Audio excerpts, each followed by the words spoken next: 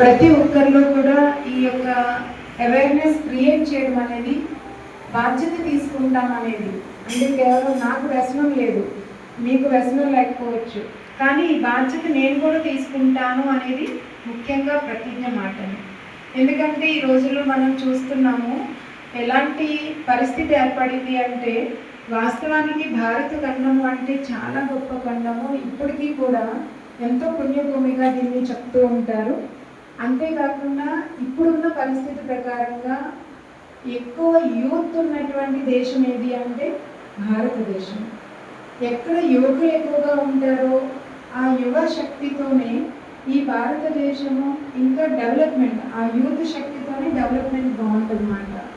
కానీ ఈరోజు ఆ యూత్ కూడా ఏమైపోయిందంటే కొన్ని వ్యసనాలకి బానిసలు అయిపోయి నిర్వీర్యం అయిపోతున్నారు. అంటే ఇప్పుడు చాలా ఈజీగా డ్రగ్స్కి ఇప్పుడు చాలా చోట్ల రీహాబిలిటేషన్ సెంటర్స్ ఉంటాయి. అందులో ఏంటి అంటే విజయవాడలో 3rd క్లాస్ చదివే పిల్లలు కూడా ఉన్నారు.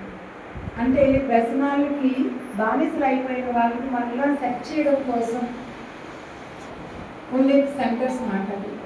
అందులో 3rd క్లాస్ పిల్లలు కూడా ఉన్నారు. దానికి కారణం ఏంటి అంటే వాళ్ళకి తెలియదు పాపం, కానీ చాక్లెట్స్లో డ్రగ్స్ని పెట్టి ఆ పిల్లలకి అలవాటు చేస్తున్నారు. ఇదంతా అంటే మనం ఎవరి మీద నెపం వేయడం కాదు, కానీ ఇతర దేశాల నుంచి కొద్దిగా మన దేశం యొక్క డెవలప్మెంట్ని తగ్గించడం కోసం అలా ఈ డ్రగ్స్ని పిల్లలకి వాడడం ఇదంతా జరుగుతుంది. అయితే ఇలాంటివన్నిటి నుంచి మనం అవేర్నెస్ ఇప్పించాలి అంటే యూత్ కూడా చాలామందికి డ్రగ్స్ అలవాటు చేసేస్తున్నారు.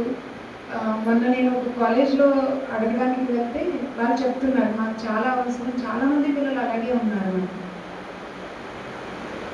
మరి వాళ్ళందరినీ కూడా మనము మరి కొద్దిగా అవేర్నెస్ ఇప్పించాల్సిన అవసరం ఉంది కదండి. వాళ్ళకి తెలియట్లేదు, తెలియకుండా అలవాటు పడుతున్నారు, ఎవరో చెప్తున్నారు, ఎవరో ఇస్తున్నారు, ఫస్ట్ తెలియదు. కానీ ఆ ఫస్ట్ టైం వాళ్ళు వద్దు అన్నారు అనుకోండి, అది పర్వాలేదు, కానీ వాళ్ళకి తెలియదు కదా. తెలియక పాపం ఎవరో అంటారు బాగుంటుంది పర్వాలేదు అని అలాగే అలవాటు పడిపోతున్నారు. అంటే నేను సార్ కూడా చెప్పారు, వాళ్ళ పక్క వాళ్ళ మాట వింటారు తప్ప తల్లిదండ్రులు పెద్దవాళ్ళకి చెప్తాము, వాళ్ళ దగ్గర నుంచి ఏదైనా సలహా తీసుకుందామన్న ఆలోచనలో ఉండరు.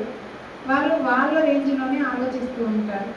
అందుకని ఏంటంటే ఇంట్లో ఉన్న తల్లిదండ్రుల దగ్గర నుంచి మహిళలు ఏంటి, లేకపోతే చుట్టుపక్కల వాళ్ళు మనకంటూ కొంచెం విషయం తెలిసిందనుకోని పిల్లల నుంచి మనం అవేర్నెస్ ఇప్పించవచ్చు అన్నమాట.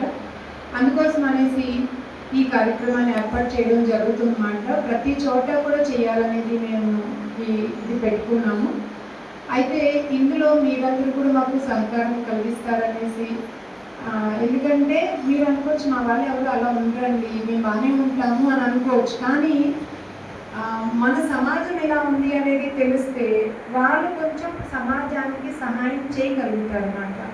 అందుకోసం ఏంటంటే మేము అనుకోవడం ఏంటంటే ఈ రోజు నుంచి కొన్ని మహిళా మండలి ప్రోగ్రామ్స్ కూడా జరుగుతుంటాయి కదా, వాళ్ళందరినీ పెట్టి కొన్ని అంటే ఏదైనా హాస్పిటల్స్లో, అలాగే జైల్స్ దగ్గర, అలాగే స్కూల్స్, కాలేజెస్, ఇంకేమైనా ధార్మిక సంస్థలు ఉంటే అక్కడ ప్రతి చోట కూడా ఇలా అవేర్నెస్ కల్పించడం కోసం అనేసి ఈ రోజు నుంచి ఈ కార్యక్రమాన్ని మొదలు పెడుతున్నమాట అండి.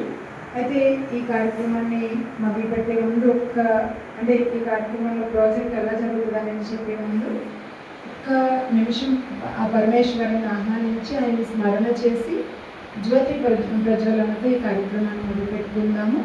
అయితే విచ్చేసిన పెద్దలకి తిలకంతో వాళ్ళని స్వాగతించాల్సిందిగా కోరుచున్నాను.